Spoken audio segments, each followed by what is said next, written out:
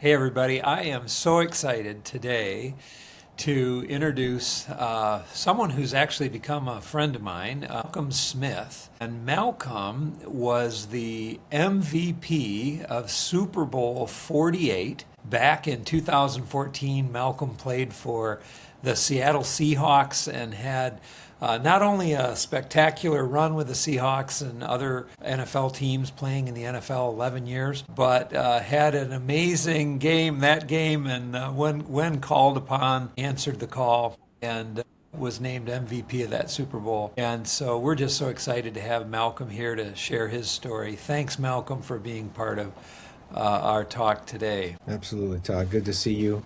Happy to be here, kind of share a little bit about my experience, my journey so far. Great. Hey, well, first, I want to say, Malcolm, I think when we first met, you were looking at franchising and considering buying into franchising, and you had left a voicemail. I've been in franchising over 30 years, and you left a voicemail, and I thought, oh, this is interesting.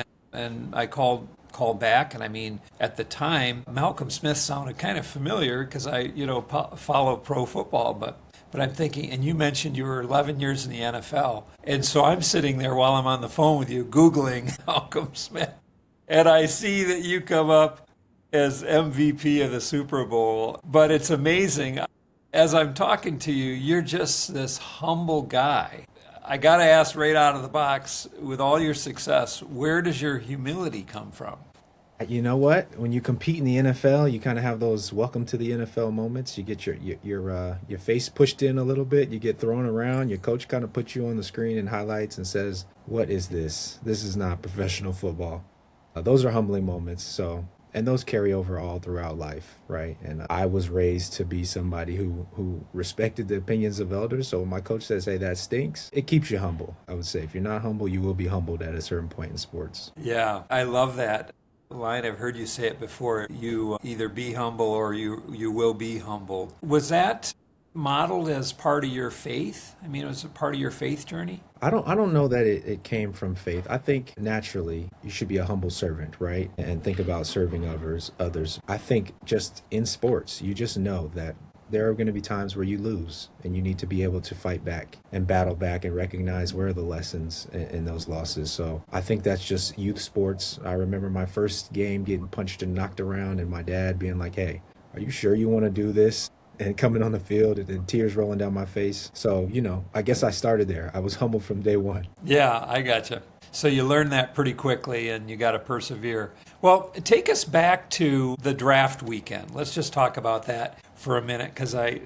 remember you had some funny stories around that. So you finished your college career at USC, and then now you're sitting waiting on the draft. Tell us about that. Talk about faith in action. Talk about remaining humble. That time for entire NFL, it was the lockout year, which is the easiest way to explain it is that the players need to agree to a new contract for the season to proceed, right? Our union was in a lockout and there were no events following the pre-draft, right? The draft was held and then you would typically have an off season where players got to go to their teams and work out and train and prepare and get in the strength system. But here I was, preparing for the draft, hoping for an invite to the combine, which didn't come. And so you immediately know that your draft odds may not be as high as what you hoped and anticipated. And the lead up to the draft, you get calls and say, "Oh, this person has a third round pick. They might be interested in you." My agent's telling me essentially, just stay calm, stay patient. Don't get too excited. The first day of the draft comes, which is the first and second round. And I had talked to one team that I know that was looking for a linebacker in the second round, the San Diego Chargers at the time. And I was just hoping that, a miracle would happen and my name would be called on the first or second day. It did not happen. I watched all the other picks in the draft and, still knew there's 5 more rounds. There's still a chance. You just need one team to pick you once. There are 7 or 8 picks. And third, fourth, fifth round came. I got a phone call, but it was just like hey, we're interested in you. If you're still available, we may talk to you tomorrow. And so the third day of the draft comes around, which is the last couple rounds. And, I've watched my college teammates, guys I competed against get drafted, guys I thought that I was a better player than get drafted. And it doesn't come, right? My name isn't called. And we're down to the last picks of the draft. I had spent the last 2 days going to hit golf balls, doing everything to try to distract myself from what was going on. And my dad will tell you, man, I've never seen anybody hit golf balls that hard, waiting for their name to be called. And we get down to the last 11 picks. In between two of my college teammates, I was drafted with pick 242. And, tears just rolled down my face. I'm crying uncontrollably to have a dream come true. 2 days prior, it seemed close, and then so far away, and potentially it not happening, and thinking about what my career would be outside of football. A very special moment for me and my family. Absolutely. Yeah. So is it true? Maybe you told me, did you actually stop watching so you didn't actually see yourself drafted live? I didn't see it. I didn't see it myself. And at that point, they're showing like pictures, and your name rolls down at the bottom of the ticker. Like, Yeah, they're not even discussing the draft anymore. They're talking about yesterday's picks and the first round picks. Yeah. No, I get it. So So I didn't see it. how did spirituality show up in that moment for you, in that unknown? Remaining hopeful and faithful that I would be in the right situation, that God had a plan for me, and I would find myself in a place where I could connect with that joy of purpose of playing football that I had found up until that point. So, as a 22-year-old whose world had been, I don't know, just living as a college experience, and hoping to one day live out this dream of playing professionally, to get that opportunity, you recognize how blessed and fortunate I am, and to be a part of such a small group felt like a miracle for me. Yeah. But I know that God had given me the skills and kind of paved the way. Just my path had gone maybe not as I had hoped or expected at certain times, but I was still very excited. Still remained faithful and hopeful. I love it. I love it. So, and you had a connection. You were a standout player at USC, of course, and you played for Coach Pete Carroll. And so now Coach Carroll was at the Seattle Seahawks, as I recall. And so maybe talk to us a little bit about that connection. How did that help? Yeah, so Coach Carroll was obviously my college coach for 3 seasons, and then actually my senior year, he left to the NFL. And so when I was preparing to get drafted and was hoping to be coached by what I thought was, the best coach in the country, our team had gone through suspensions from the Reggie Bush era, and we lost scholarships, and Coach Carroll essentially saw that as an opportunity for him to go coach professionally. But to be drafted in the 7th round and have an opportunity to go with the old coaching staff, my old strength coach, my old head coach and position coach, it was very familiar. And I was honestly hurt at the time. I was like, wow, okay, you guys waited to the 7th round to pick me. Maybe you didn't think too highly of me when you were here, or whatever else, or maybe you knew that I was a diamond in the rough that had been overlooked. Maybe they knew they had an ace in the hole in you, and they knew they could take you.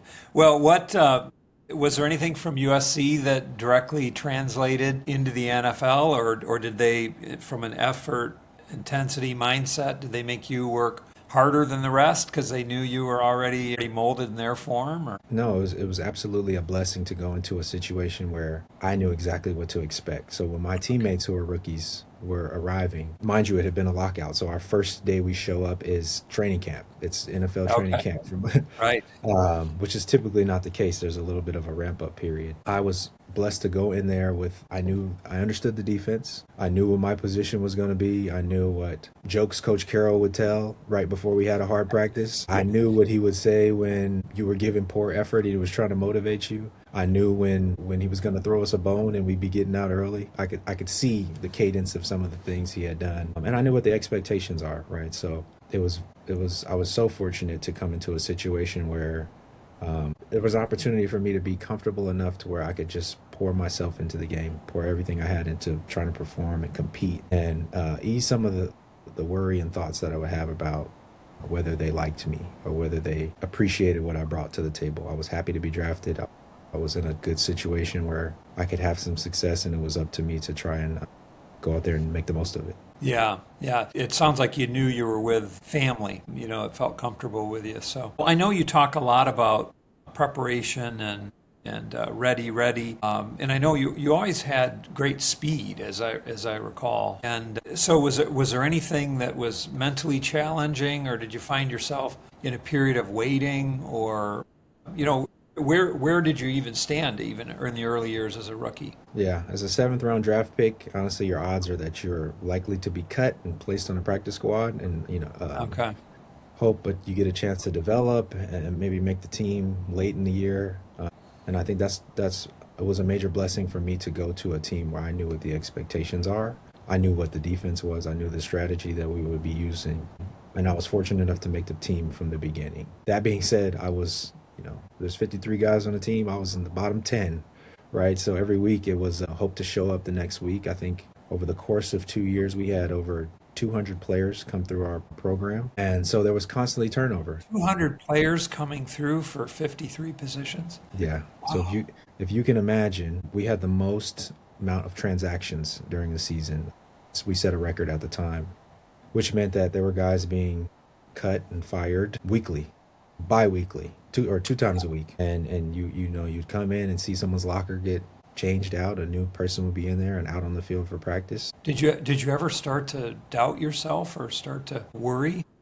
Absolutely. And for me to sit here today and say I played 11 years, it's not something I ever would have imagined going through that period of my career, where the expectations were just that, there's a natural turnover here, and you have to fight to remain. Just faith in the plan and faith that the effort that I put into every day would result in an outcome. And I think that Yeah. when you go into a system where there's that much turnover, everyone that remains has to be someone that has either great faith in a higher power or a lot of confidence in themselves. And Yeah. I wasn't somebody that had a ton of confidence in my staying power. So through Did the you grace have of God, a mentor or maybe your defensive coach or a chaplain or something that spoke into you? I did. I was fortunate enough to have a great relationship with our chaplain, and I had my position coach who came with me from college. So he knew how to motivate me from a professional standpoint, and our team chaplain was just able to help me be at peace with my role. And that's kind of what my relationships with our chaplains over my career and our different teams. It's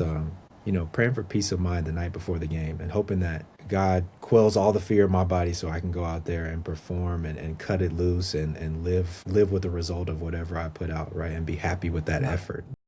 Yeah. That's that was my prayer every game, every Tuesday when I came in, that Lord, I hope I just gave everything I had. So if they come and tap me on the shoulder and this is it, and I'm looking for a new job, we have no regrets. We gave everything we had. Yeah.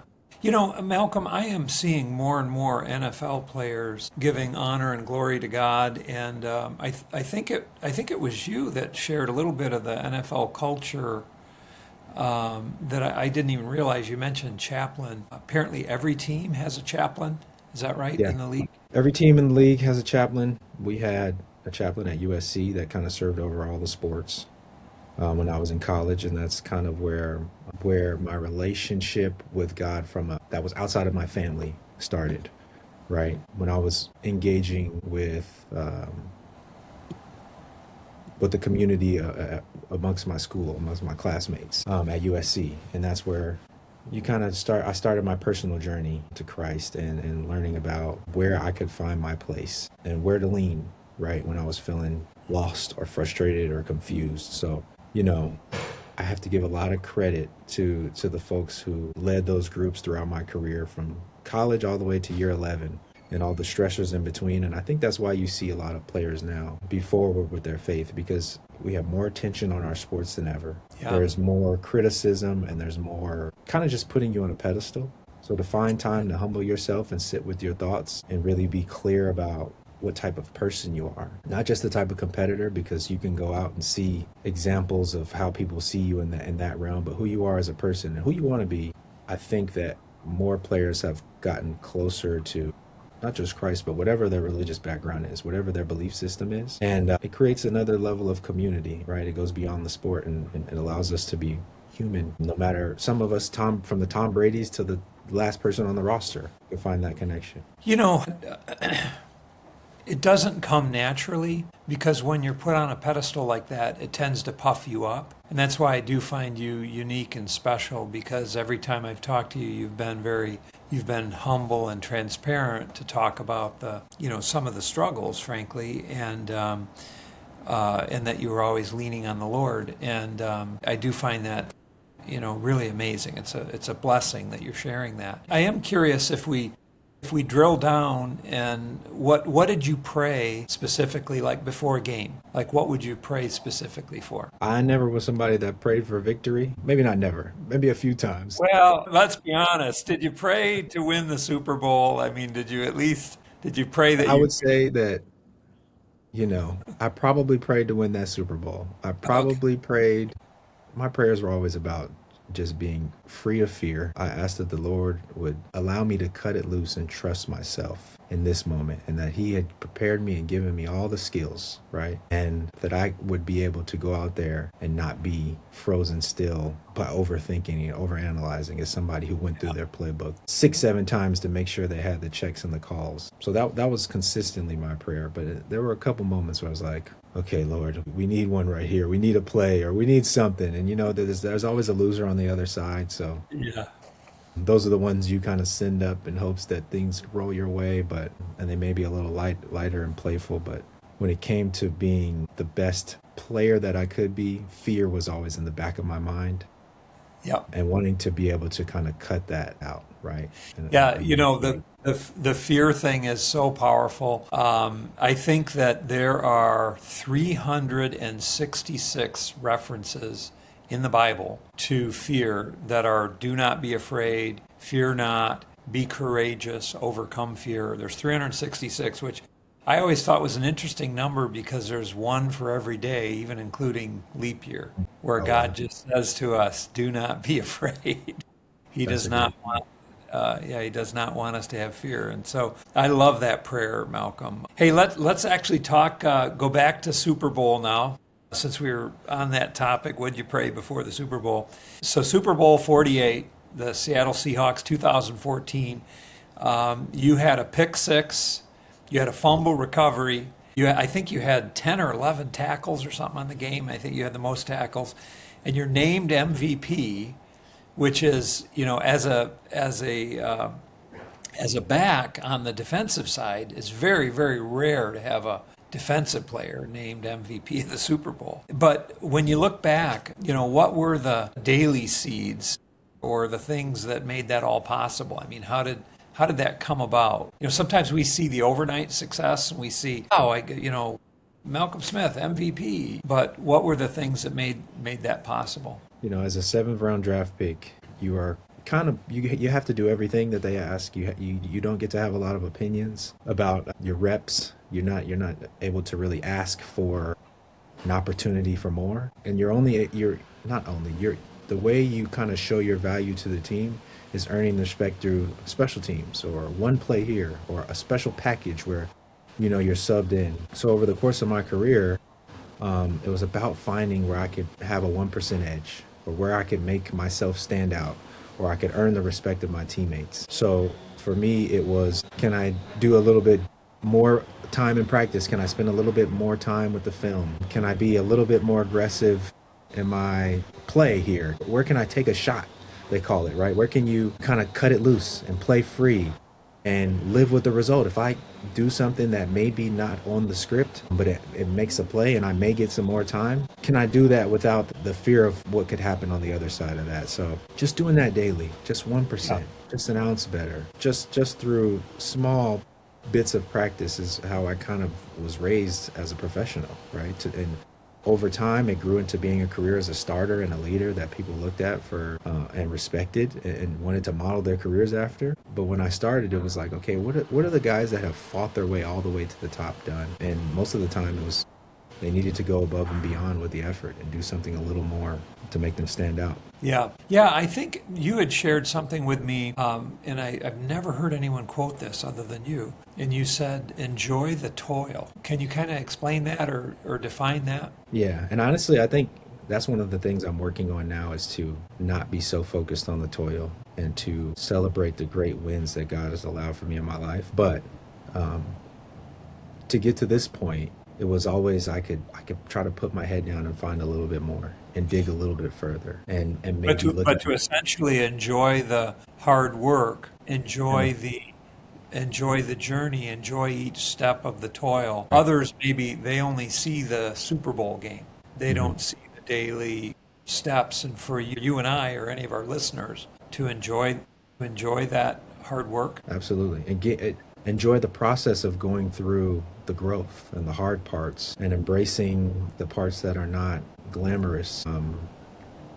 And embracing the parts where, you've been humbled at times and you've had to learn lessons that were hard, and it was hard for you to walk in the building. It was hard for me to see some of the mistakes that I had made put on the big screen in front of my teammates. And, there are a lot of lessons in finding peace in that process. But I think now a part of my life is just celebrating all of God's grace and kind of seeing myself as more than someone who can just put their nose to the grindstone, right?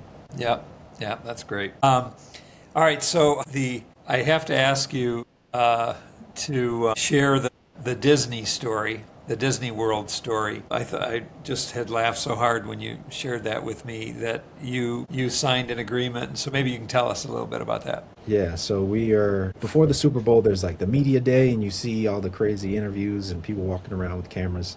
And prior to that, you're sitting in a waiting room where you sign a bunch of releases saying, hey, this will be on ESPN, and you might have your image used for different things. And one of the pieces of paper that they slide by you is a waiver that says if you win the Super Bowl MVP, you have to commit to going to Disney World, saying I'm going to Disney World on camera, and also agreeing to being paid $15,000. And so, we're at these different tables, and it's kind of by hierarchy and celebrity and expectation that who was going to win the MVP. So if you can imagine, at the time, we have Marshawn Lynch, we have Russell Wilson. They probably look at that paper and say, okay, send this to my agent, and we're going to work up another agreement because we're not signing for that amount. And me, I'm just there like looking around, no cameras, nobody, just like, all right, yeah, I'll sign them with a couple of other guys that we have zero chance of ever winning the Super Bowl MVP.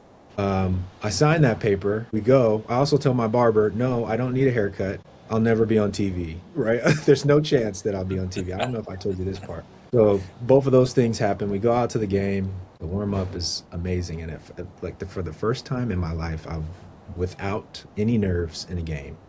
I was finally at peace playing. And I think it's like, okay, it took you to make it to the creme de la creme of football games for you to finally be relaxed. Less nerves than I had as a 6-year-old. Wow. So you're in the Super Bowl game and you're relaxed. At peace, more than Amazing. ever. At peace. That's awesome.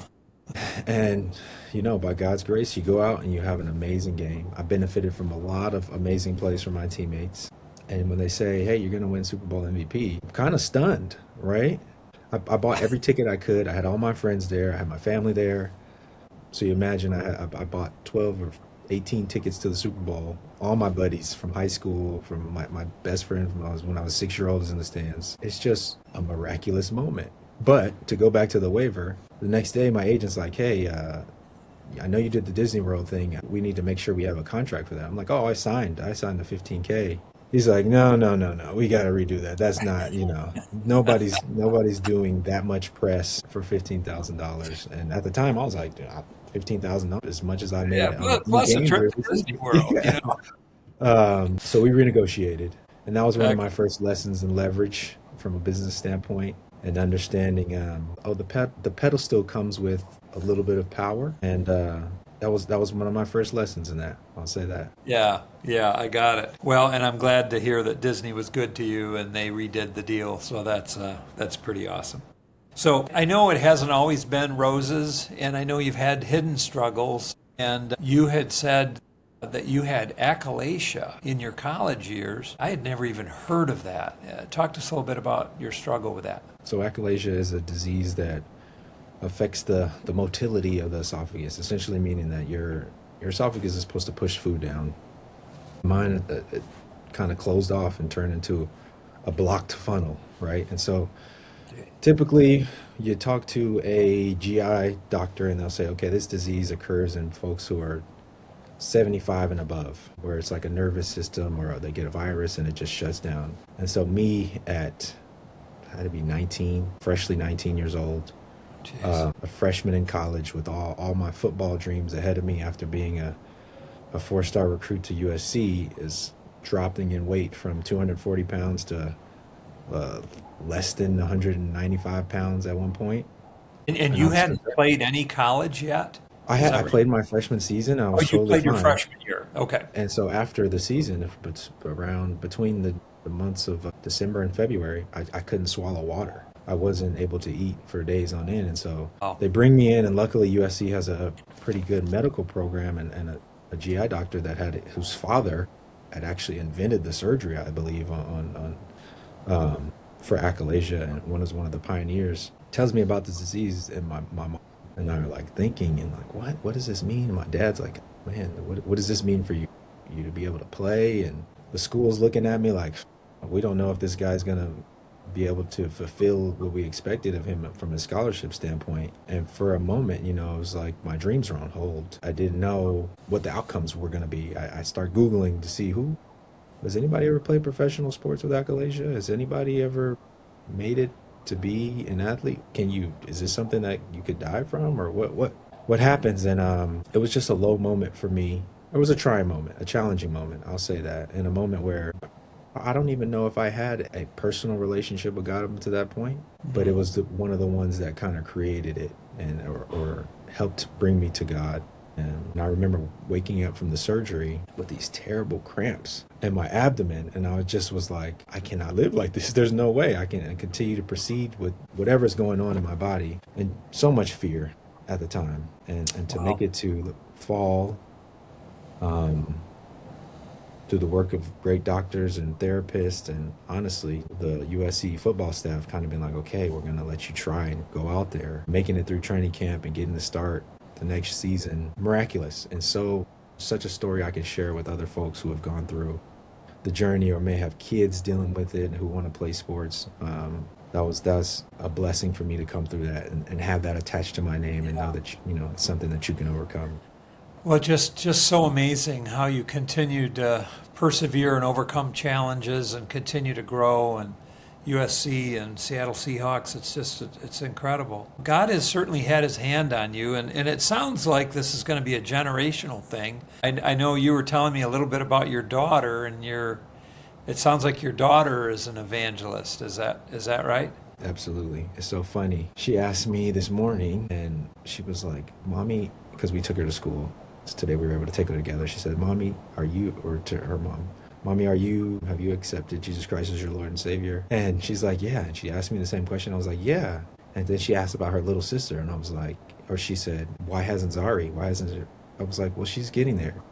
And she will get there in time. And we want her to come to that decision like you have come to that decision. And it's, my wife and I are Christians, and we have both grown up with relationships. And we did put her in a Christian school, but she's an evangelist. She's developed that on her own, and she's praying for us all the time.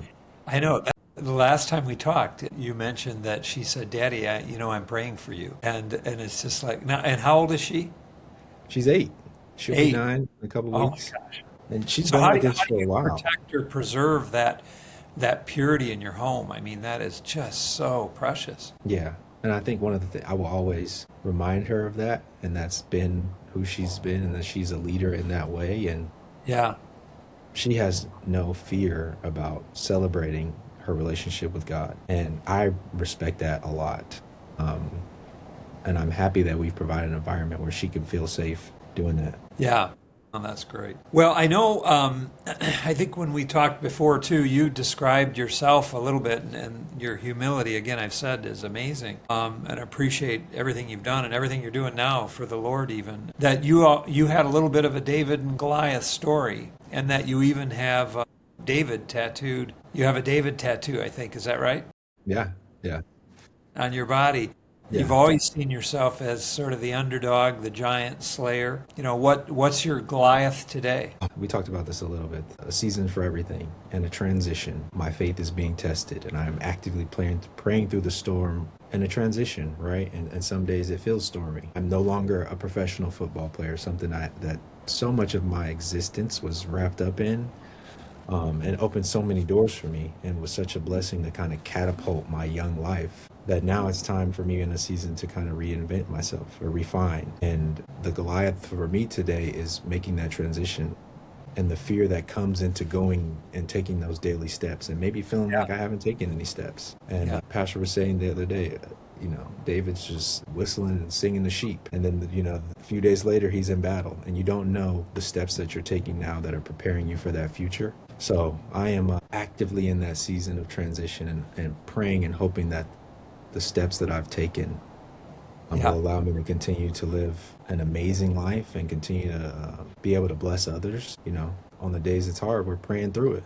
We're praying through it. Yeah, that's great. Well, so you're still overcoming the fear in a new arena and continuing to stay faithful and strong and hopeful, which is great. I know you and I have talked a little bit about franchising and that you're looking at and continuing to buy into franchising. Tell me, why do you like franchising? I love a playbook, obviously, as a former professional athlete, and I think franchising provides that. I've always saw myself as a young person, somebody who would hopefully one day be able to play a sport and dream, and then go into being in a community where I was providing jobs and a person that someone could look at and ask advice to, and I could give them honest advice, and I could just be a value-added person in the community. And I think franchising, a lot of times you're associated with brands that they're well known, right? You have notoriety, and people will have some level of trust in them without even having ever been a customer, right? They just know that this is a consistent part of our community, and we know that's there whether we go there or not. So in my mind, that's what it represents, and it's something I would like to be able to grow in and add to. So I'm looking for those opportunities now, trying to be diligent, disciplined, and also operate without fear and faith. Yeah. Well, and I think with your amazing teamwork over the years, I'm sure you'll build a great culture within your franchise in the community. I have no doubt you'll succeed. So as we wrap it up here, I know we have a lot of franchise leaders that actually listen to this podcast, but also are, part of a lot of different franchise companies. They all kind of carry similar pressures and fears and employees and all that. And if you could leave them with one word of encouragement, on faith or on your journey, or even perseverance. Some franchises are growing and they're still, emerging, not making money yet. What word would you leave them with? I would say that there's a season for all things, and you must persevere through. And in that perseverance, there will be a reward. Actively trusting in that process now. And so with God's faith, we'll both make it through, but also while you're doing that, continue to pour into others. I think there are things where I'm an expert in, right? And I may not be an expert in the next arena of my life, but I'm an expert in something else, or I'm a step ahead of someone else. So to be there and be a valued source for them, and whether that's pushing them towards their faith or helping them with information that they don't have, I think if you continue to do that, you'll always be fulfilled. And so I'm actively trying to live that out myself now. Well, Malcolm, thank you so much. I appreciate you. And thanks for your words of wisdom and your heart and your faith. We appreciate you sharing with everyone here today. Todd, this is great. I hope I didn't go too long. Thank you so much for allowing me on your podcast and to get to tell my story, because, we all have a story, and there are special points about, and you never know who's going to hang on to something and find themselves or mirror a version of themselves in that. Yeah. No, it was really great. We appreciate it so much. So have a great day. Thanks.